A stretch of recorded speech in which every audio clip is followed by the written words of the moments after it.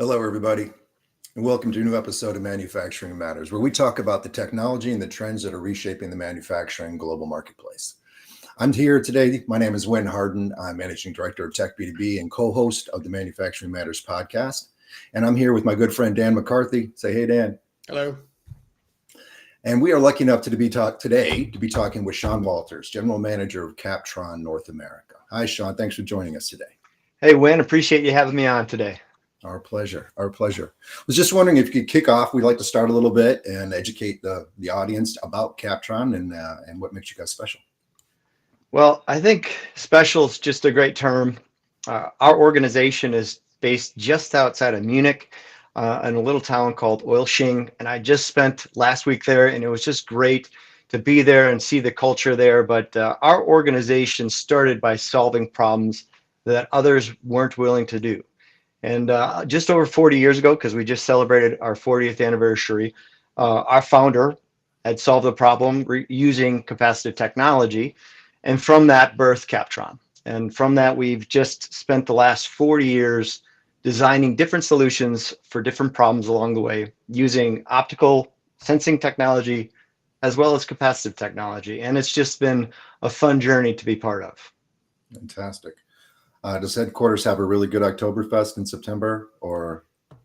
It does have a fantastic Oktoberfest, and it's wonderful because some of our core customers happen to be in town during that time of year every year, and we have a great time visiting with them. So it's a good time for sure. Awesome. All right. Well, we'll be looking for our invitations for the rest of the audience. Just send us the requests, and we'll push those over to Sean later for everyone who wants to join in his party. So thanks for that.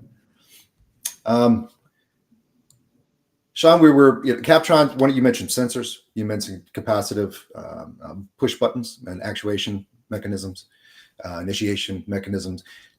I think a lot of people might think of buttons as kind of the tail on the dog, right? That one of the last components that they're going to put when they're building either discrete manufacturing or an automated solution. Tell us how that might be short-sighted. What's special about your technology and why are buttons pretty cool?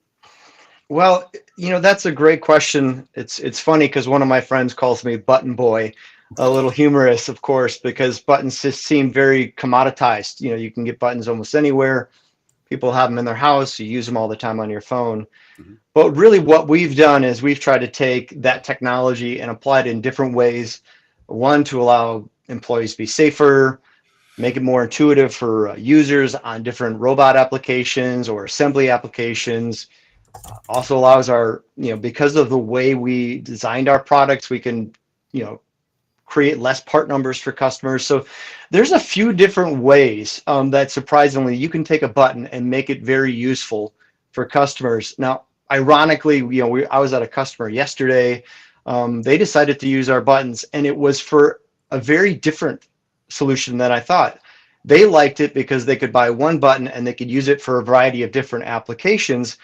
But the second reason they bought it is because it was very aesthetically pleasing, right? And it had flush design, it had the lights, it gave that user an indication of what was going on at that station on that machine. It was really neat because they were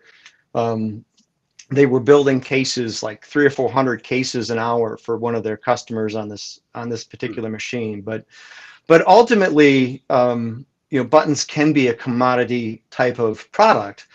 But where we come into play is if you're looking to solve a specific problem, and where I've seen a lot of uses lately, again, the part numbering, we also have a product that is the only FDA certified capacitive sensor on the market.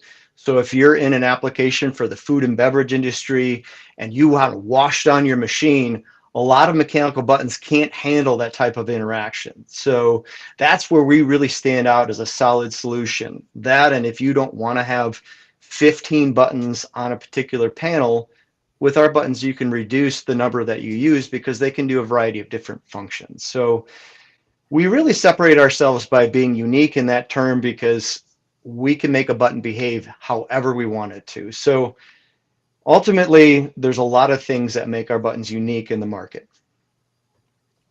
Sean, from what I understand, I heard a story somewhere when I was preparing for this episode that Captron had sort of got its big win in North America with Amazon. Noticed its buttons. Was it on buses or public transportation? Can you tell us about that story? No, it was not on buses or transportation. Although, ironically, right now, Amazon is starting a autonomous vehicle. It's got a division of autonomous vehicles, and they're using us for their button for their door entry. And that's, I mean, the button for mobility is where Captron got its, engagements in the mid 90s in Germany. So they were having problems with mechanical buttons on buses, and in Europe, that's how they use buttons is to get on and off buses rather. So, they don't have the conventional pull cord like we do here in the US, although I never actually use that. But, if you want to stop, they don't just automatically open the doors. You push a button at the next stop, they open the doors. So, we use that technology, and ultimately Amazon didn't want to move forward with mechanical buttons. They were having some issues with the buttons they had, and they found our technology on some ad on LinkedIn or something like that, and they knew they didn't want to use mechanical buttons, and so they reached out to us in the 2016 2017 timeframe, and they really wanted to have a button that could handle just many engagements over and over again. As you can imagine, someone's picking an order, they're putting it in a bin, but at the same time, they wanted it to be intuitive for their picking stations. They wanted the user to be able to walk up to that station and be able to do the job. And that's what we brought to the table. We brought two different functions at the same time. We made it durable because the mechanical buttons would break down. And as you could imagine, if a button breaks down and they can't complete the orders, that's their business. I mean, they are a logistics company. And at the same time, we made it intuitive. Like you get a number, it tells you how many parts to pick. And when you pick those parts, you confirm that. So we brought two different values to the table at the same time. And that's again, to the original question, is they came to us, they say, hey, we'd like to solve this problem. And we took that bus technology and we brought it into the logistics market. Okay. So a lot of, I can see the attraction for food industry where you have to wash down buttons a lot. There's, you're talking about a sealed component there. Automation. What about robotics? What are the big trends in automation that are driving some of that adoption? Well, I think there's two trends in robotics that are driving adoption for our products. So again, we took that same technology and it's like, what do we do next with it? Because we think there's potential value in other markets, right? Like the automation industry. And I think the biggest one was IO-Link. So what we did was we took that same technology that we're using for, or the same button rather, that we're using for Amazon, and we brought the IO-Link connectivity to it with our button so that you can integrate it into the machine much easier, and you get all the benefits that IO-Link brings to the table. Reduce cabling, reduce networking, all of that, as well as being able to take that information from the button, however you choose, and bring it into the user however they want to. So you have that functionality, and at the same time, you have the ability to take a standard button, and I have a few different ones here, like this one, for example. You can make that where you don't necessarily want or need a full HMI at a given station for a user, and you can make it intuitive for them as well. Using IO-Link or without using IO-Link, we have the capability of doing both. A great example, hey, you walk up to a station, you want this user to be functional within minutes. And your job is to say, hey, this is what the product looks like. It's fine. Just make sure it's doing fine. But if you see a problem, touch this button right here and let us know there's a failure. And then we'll have your supervisor come by, or you can adjust it. We can fix it, and then we'll restart the machine. Again, that is where we find we bring the most value, is making that user up and running as quickly as possible. Now, our world is becoming more automated every day. We talked about trends a little earlier before we got on. It's our only way of the U.S. market staying competitive, right? I mean, we spent the last 40 years shipping everything overseas, buying components to reduce costs. Well, at the end of the day, now the only way to stay competitive is to bring it back and automate it, And that being said, there's still so many different applications where a user has to interact with a machine or assembly. And I think that's where we bring a lot of value to the table, is to make that user up and functional within minutes, as opposed to a lot of different training times. Absolutely. And of course, you can learn a whole lot more about Captron's product offerings at captron.com. for more information. And I would encourage everyone to go there. When we're doing live sessions, unfortunately, we can't bring in a bunch of B-roll to be able to show these things in action, which is something we like to do with a lot of our podcasts. But so be sure to pop over to Captron.com and get a big eye full of what we're talking about here.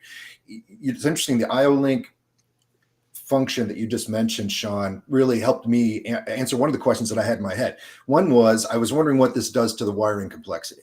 You know, I mean, if you're controlling a lot of different functions, even though you have a very intelligent switch, you know, is it breakout boxes or anything else? And the IO-Link helps to manage that, right, in terms of bringing all those control functions in. Or if it added a lot to the additional cost, breakout box requirements, you know, were there any other impacts on system design that using such an intelligent switch brought? And before you answer that, the second one was going to be, can you talk to us a little bit about what life expectancy does from a mechanical switch to a capacitive switch? Okay, yeah, two important subjects for us. One, I think the biggest thing that IO-Link brings to the table, and the story that I often tell is, you know, I've been in sales for a long time. I've sold different components over the years, and you know, being part of a large organization previous to this, you know, it would be very easy to engage customers because they knew our brands and knew all that stuff. And it's interesting, getting a conversation started about buttons is much more difficult. You know, to your original question, is it's a commodity. You know, why is it different? At least viewed so. At least yeah, absolutely. And you know, but what's interesting is once we engage engineers with our products, they're into the meeting more than I've ever experienced before. Okay. And the reason, to your first question, the reason they are is because they can make our buttons through IO-Link behave however they want to, right?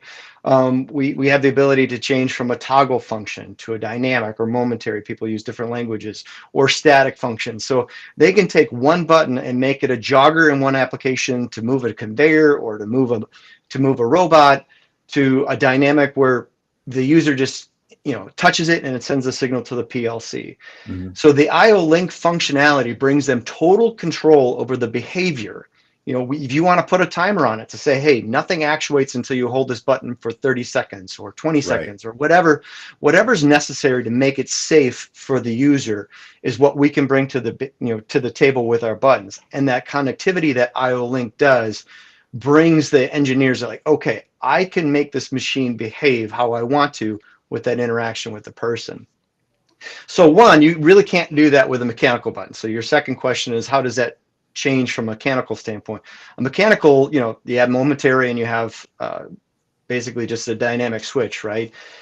But if you're at a point where somebody's engaging with your part of the machine or some kind of application many times, right, over and over and over again, there's springs inside of mechanical switches, they will break down, and that kind of goes to that Amazon piece there. If that spring breaks down or that contact eventually builds enough carbon on it, it won't send the signal, right? Not that that happens too much with low voltage, but in any case, if it breaks down, it doesn't work.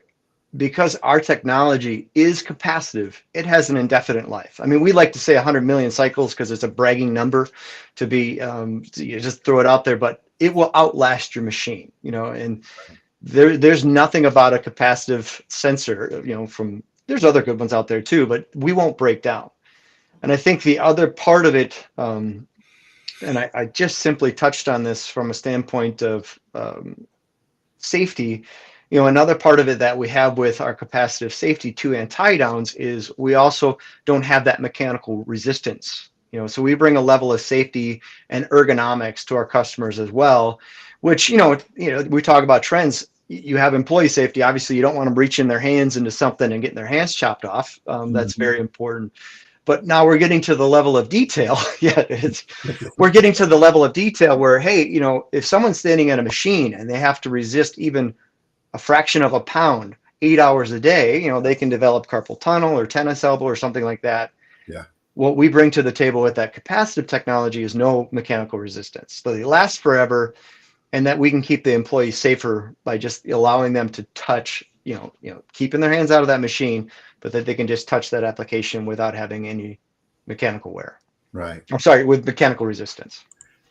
I look forward to Eileen over back at HQ at Captron. May I've already done this, but it would be interesting if there's been any kind of studies on adopting our technology has resulted in an overall reduction in employee injuries of X. I know that's can be very hard data to acquire because a lot of your customers don't want to share it, and you need enough to be statistically relevant. But one wonders, if over time a company would clearly have some metrics that says, we're saving money, and with the programmability, you would just think with all those safety functions maybe being driven by PLC back in the background, you're not having to switch for press down, press up, safety halt, emergency stop. It's not which button to hit. It's one button, and there's only a certain function that can be done at any given time. So it seems like you'd have a lot more checks and balances with that approach. Absolutely. But I love the idea of getting some data back from our customers. The ones that have seen that value obviously understand keeping their employees safe long-term is very valuable to them and their employees. I mean, it's a win-win. Yeah. Look forward to that future case study. Sean, I'm curious about you talk about IO Link. How deeply does that integrate with controls? I mean, you provide software, but you provide, I'm just curious about the mechanics of how that interacts with other people's equipment. What's the compatibility factor there? Is it pretty suitable for pretty much any different system? Well, that's the beautiful part about IO-Link. It's an open protocol. So, if you're going to be a member of that forum, I think what I heard, there's like 400 or 500 different manufacturers. So, the technology or the software comes through what's called an IODD file, and that can be imported into any IO-Link master. So the benefit goes well beyond Captron. There's other companies out there. MER has IO-Link masters. IFM, and basically it really allows them to take different sensors into one master and communicate. Either Profibus or Ethernet, but it's all open. So once the master connects to our product, you can control our product however you want. In some cases we have 4-character displays on ours. We've had customers do scrolling text across theirs, to give that user, again, the information they would need. But we're not limited to anybody. And that's the beautiful part about IO-Link, is it really gives that user that interface. I was at a customer yesterday. They took all their sensors back to IO-Link masters, and they reduced their wiring costs by thousands of dollars, right? So they just run in one cable back to their PLC, control that master. It makes it very simple to them. They all utilize M12 connections.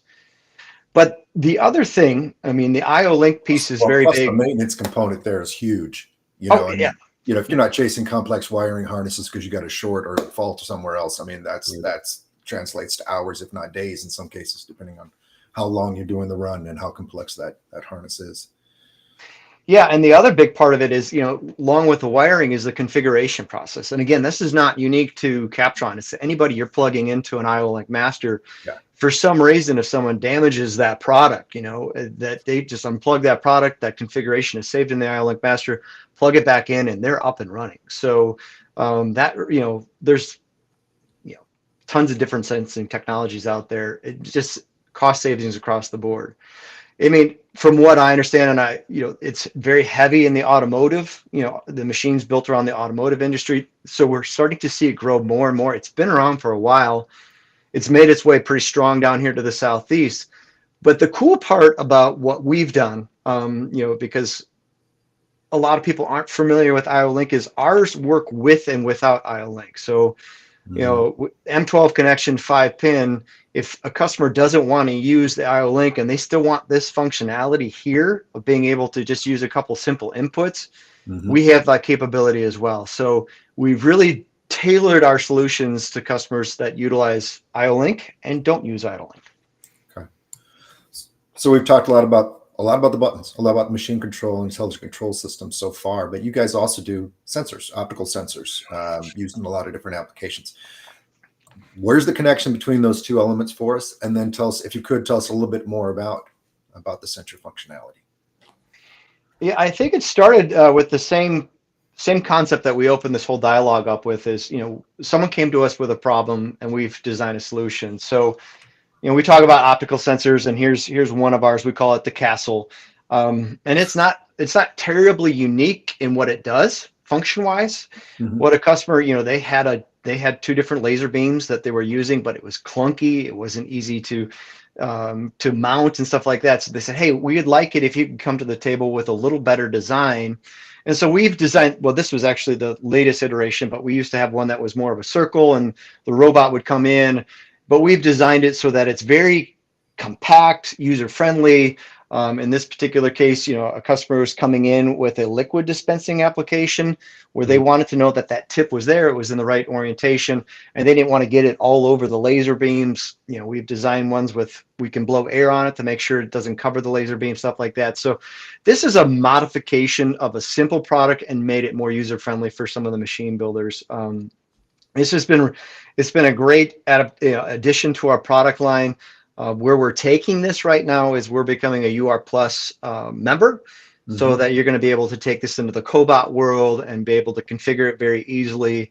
And really where we bring a lot of value, it is not for all robotics applications. The problem we'd like to solve is typically in liquid dispensing, potting applications, or welding rather, where the user wants to make sure they know where that tip is exactly, or calibrate it once in a while. It's a very important level of insurance for quality. Obviously if the tip were to fall off and you have potting all over the place, you have quite a mess. So we've just created this product just to bring that nice clean look to it, as well as give them that calibration capability. And we're not limited there with our optical sensors.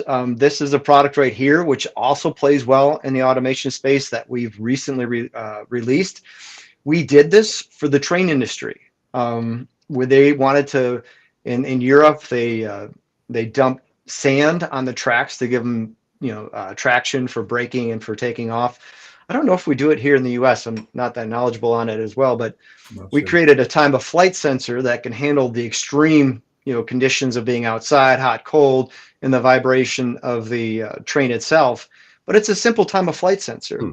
And so we're introducing this to the automation market. Hey, you don't have that engagement with the media, but if you're in a harsh, corrosive environment, this is a stainless steel time of flight sensor that can solve that problem as well. So those are the two different optical sensing products that we have. And again, this one is IO Link. So, it gives, Daniel, to your question, it gives that user that ease of use to being able to calibrate it. You're low, you're high, Right. You can take the information out of it that you want. Very cool. Just making it very user friendly for the engineers designing it. So are both that tool center point solution and those using exposed lasers where we're sending pulses back and forth? Or I've seen TCP that uses magnetic fields to be able to sense basically where the end of arm tool might be located, or the dispensary element. But are those open air? I mean, is that still something where laser safety needs to be taken into account, or is there do we have mechanisms either in terms of the low power that we're using, therefore it's not a concern to nearby humans, or other mechanisms? They are open, so I can definitely speak to that. As far as the safety requirements around it, I've never had that because they're enclosed in this specific, obviously. But if there was a safety requirement, I'd have to do a little bit more investigation on that. So I've never had that question. Oh yeah, I say. Yeah. So I'll have to do a little bit more digging. Oh, wait, if it's in an enclosure, you're definitely covered, because that's all you need, right? It's just in terms of leakage. Yeah. But like you said, that's part of your solution that's coming in, so that doesn't have a laser safety concern. And of course, power levels have a lot to do with it. And most of the time when you're doing TOF, you're using very short pulses and pretty much eye-friendly wavelengths. At such low powers, it's a non-issue. Which might have something to do with the one in the train element. Is that measuring the distance between the train car and the track, or just for me, because my family comes from trains and I'm a bit of a geek in many areas. No, they have a simple box on the side of the car. Yeah. And typically someone would have to physically walk down to see, they'd have a little eyesight glass in that box to see if there was sand there or not.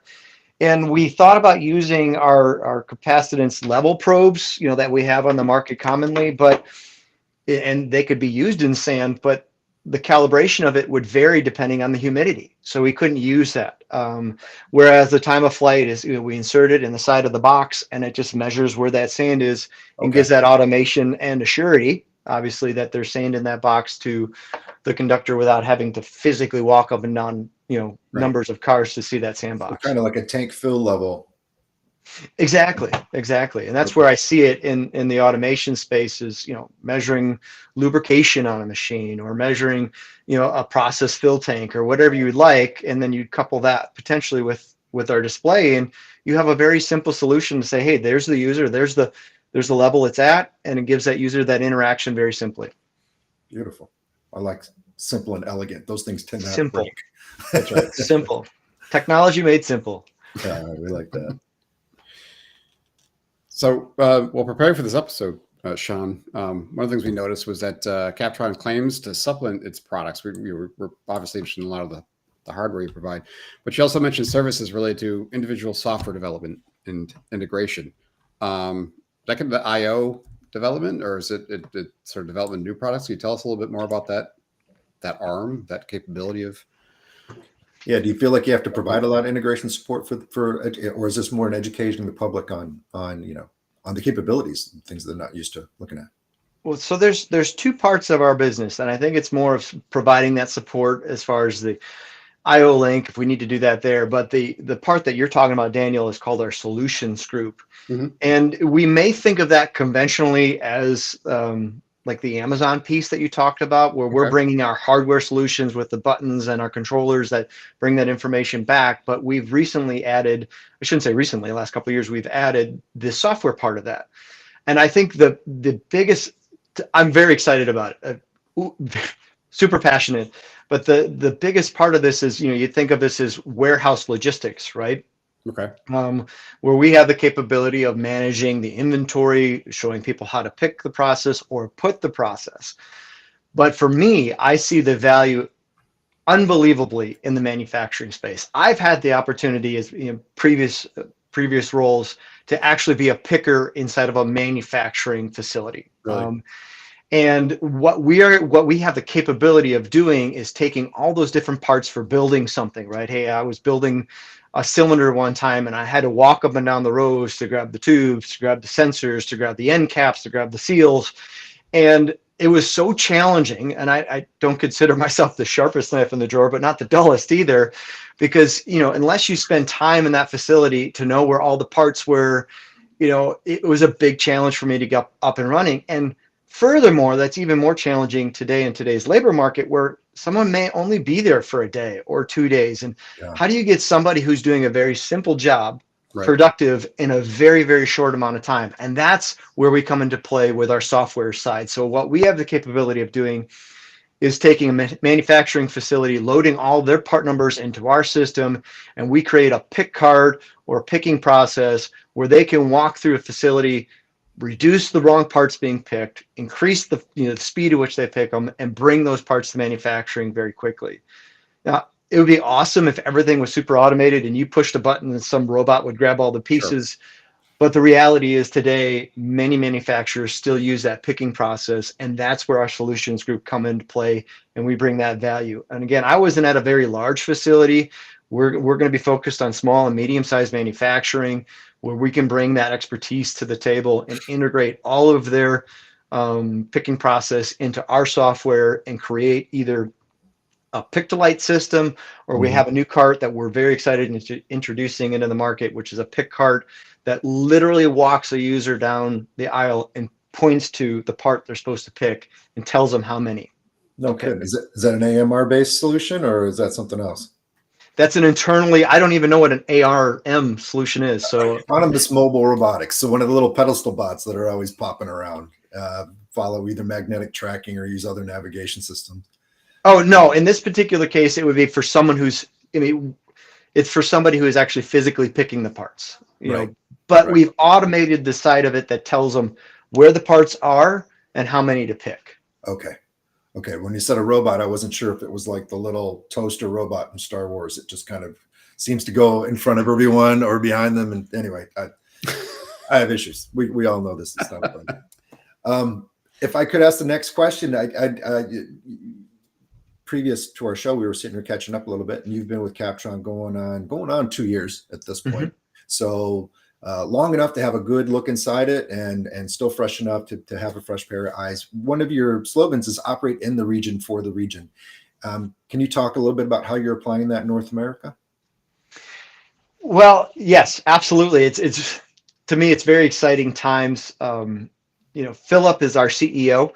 He has taken over the reins of leadership from his father, and one of his goals was to be a global organization that supports customers globally.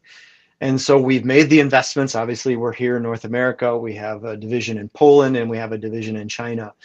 And the first step is obviously supporting the customers that are here. We have an installed base, we have customers, and that's the first step. Just being able to manage the business from a North American perspective, from a Central American perspective. But the next steps where we're going is to be able to do value add, to be able to do calibration, to be able to do putting buttons inside of cabinets. Those are the next things we're going to be able to do. And the long-term goal is to be able to do actual manufacturing here in the US for key components. We already do that in our China location. We do the software development in Poland. So all of these things are coming together to be able to support our customers globally. So that's the long-term plan, is to be able to actually do manufacturing here in the US for the US market.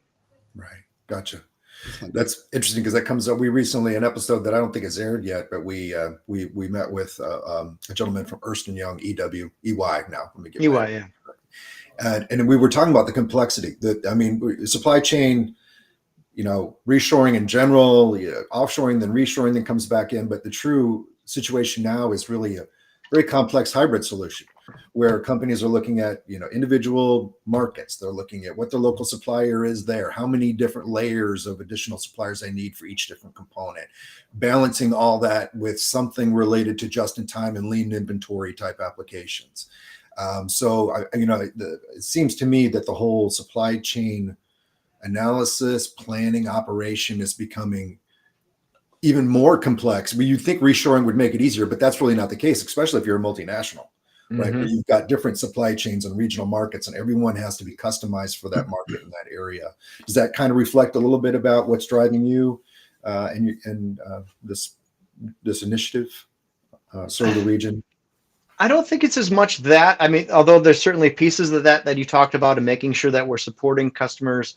Right. I do, because I've seen that in previous roles where, supply chains are very complex. They're very splintered. We're fairly fortunate to have a very vertically integrated supply chain. We do the products that we support the U.S. market with come out of Oilshing, so we don't have, we don't have to grab products from all over the globe. We're very fortunate in that standpoint. But to your point, is being able to help some of our customers that have had to grab products from different places.